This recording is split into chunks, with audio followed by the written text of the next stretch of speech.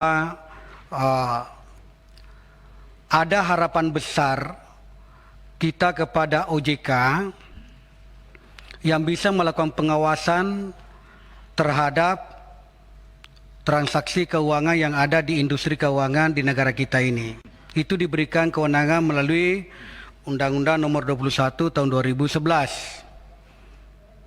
Nah, yang saya ingin tanyakan, bagaimana pengamatan daripada secara hukum dari Jaksa Agung sudahkah melakukan pemeriksaan terhadap fungsi dan tugas OJK sehingga banyak kegiatan-kegiatan yang dilakukan oleh transaksi keuangan kita gagal. Katakanlah asuransi gagal, beberapa lembaga keuangan lainnya gagal bayar. Itu karena kurangnya pengawasan. Nah, apakah kita biarkan seperti itu modelnya? Nah, saya kira ini patut juga dilakukan pemeriksaan oleh Jaksa Agung melalui lembaga keuangan OJK itu. Itu yang kedua. Ketiga, ada kasus yang sangat besar juga di pandangan publik ini adalah kasus Koperasi Indosuria. Coba Bapak bisa memberikan kira-kira keterangan pandangan hukumnya kita ini terhadap masalah ini. Karena saya yakin dan percaya pendalaman yang akan dilakukan oleh Bapak-Bapak dari Kejaksaan ini, saya rasa mampu melahirkan sebuah keadilan bagi penegakan hukum kita. Dan jangan lemah, karena jangan terkesan bahwa ada dibeda-bedakan, ada yang dikerasin, ada juga yang dilembut-lembutin. Nah, saya kira ini harus benar-benar menjadi atensi. Keempat, Pak Jaksa Agung, saya banyak menerima pengaduan-pengaduan dari daerah. Salah satu tentu yang dekat dengan dapil saya. Coba Bapak melakukan evaluasi terhadap kinerja Kejaksaan Tinggi yang ada di sana. Sejumlah kasus-kasus yang telah masuk ke dalam ramai dibicarakan di Sulawesi Selatan, bahkan beberapa kasus yang terkait dengan PDAM, PAM air minum itu menjadi setiap hari menjadi menjadi berita di sana, dan itu benar-benar ribut itu. Terkesan ada orang yang bisa melindungi semua orang yang diduga terperiksa di Kejaksaan Tinggi Sulawesi Selatan. Dan ketika orang ini berbicara di hadapan Kajati, didengar. Saya minta kalau memang seperti itu modelnya Pak Kajati, tarik aja di Kejatinya. Tidak bisa dibiarkan seperti itu modelnya. Merusak namanya penegakan hukum.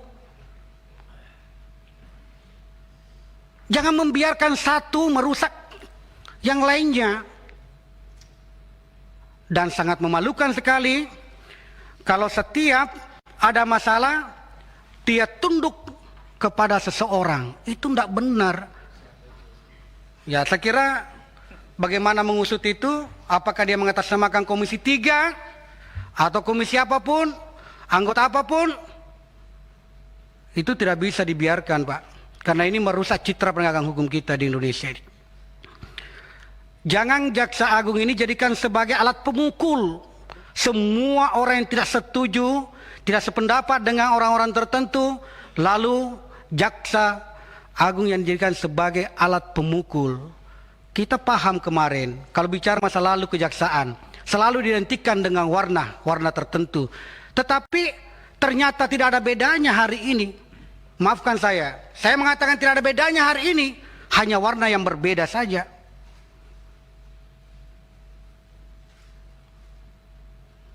Kita akan buka-bukaan nantinya. Dan saya akan lebih membuka lebih keras lagi nanti ini. Kalau ini tidak ditindaklanjuti Pak Jaksa Agung. Yang terakhir, saya sepakat bahwa ada harapan besar di pundak kita bahwa melalui lembaga Kejaksaan Agung ini adalah harapan-harapan yang kita tumpahkan sebagai masyarakat dalam rangka ingin mendapatkan sebuah keadilan dalam sebuah perkara-perkara, itu ada di pundak bapak-bapak semuanya.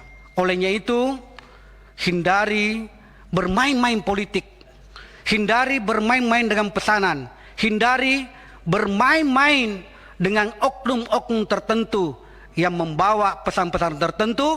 Kalau itu yang terjadi, maka pasti kita akan ribut.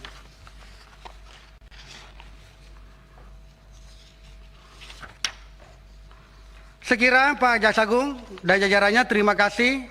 Mohon diatensi tadi itu.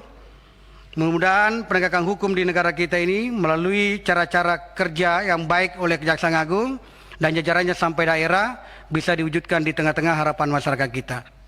Terima kasih. Assalamualaikum warahmatullahi wabarakatuh.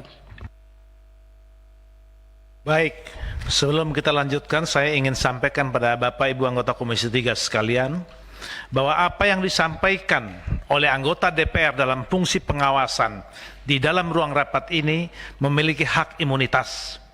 Oleh sebab itu, terkait masukan tadi dari Saudara Supriyansa, kalau Jaksa Agung menjadi tukang pukul atau berkiblat politik terhadap warna-warna tertentu, kalau teman-teman tahu, dibuka saja di ruangan ini. Itu saran kami.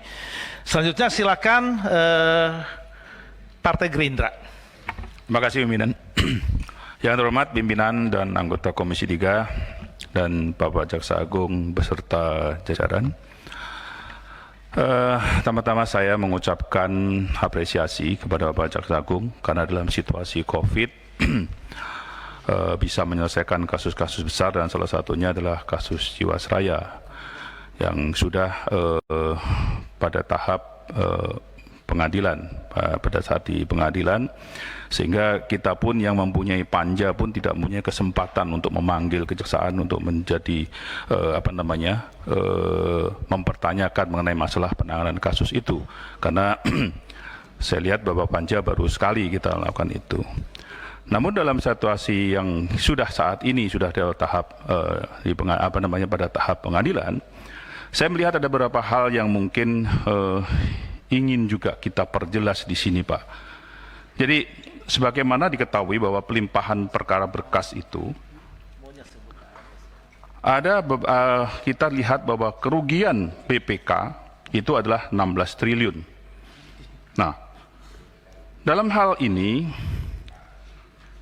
penuntutan yang dilakukan pada proses pengadilan dengan tersangka pertama yang Beni Cokro dan Heru Hidayat, itu kerugiannya adalah 16 triliun sesuai dengan BPK. Namun dalam perkembangannya seperti yang disampaikan oleh Bapak Jaksa Agung bahwa ada penambahan tersangka lagi dalam pengembangan. Nah, itu pertama yang kita pertanyakan di sini, Pak. Pada saat proses pemeriksaan yang menemukan ada tersangka baru yaitu 13 manajer investasi, itu disebutkan bahwa kerugiannya adalah 12 triliun.